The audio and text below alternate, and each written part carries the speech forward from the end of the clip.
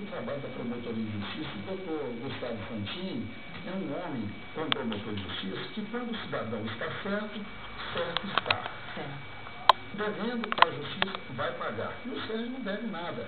E mais, o doutor José Arteiro Cavalcante Lima, que é um dos maiores advogados criminalistas de todos os tempos em Minas Gerais, ele, como assistente de acusação, ele já deixou transparecer nitidamente que não apenas o Sérgio, mas essa infeliz dessa Daiane, essa Fernanda que vem sofrendo horrores, ela está magrinha, só você vendo.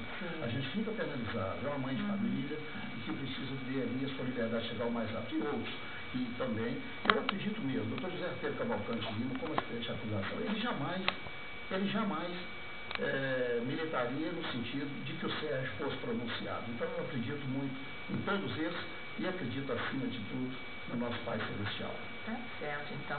Doutor Marco Antônio Siqueira, muito obrigada pela presença. Foi um prazer receber o senhor aqui hoje no nosso programa, viu? O senhor pode dispor do nosso programa todas as vezes que achar necessário. Amigos para sempre. Para sempre. Bom, prazer. Doutor Williams Vidigal, o senhor acredita também que o Sérgio possa ser inocentado?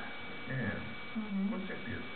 Então tá certo, né? Boa sorte para os senhores nessa batalha aí, que a justiça prevaleça. Doutor Carbone, obrigada pela presença, viu? Até a próxima. E Haroldo Lopes também, muito obrigada pelo trabalho hoje aqui. Mais uma vez, boa tarde a sua. E olha, nós vamos ficando por aqui. Amanhã a gente volta, nosso encontro está marcado às 3 da tarde, com os grandes acontecimentos do momento, com as notícias do dia, com as nossas conversas, debates, polêmicas.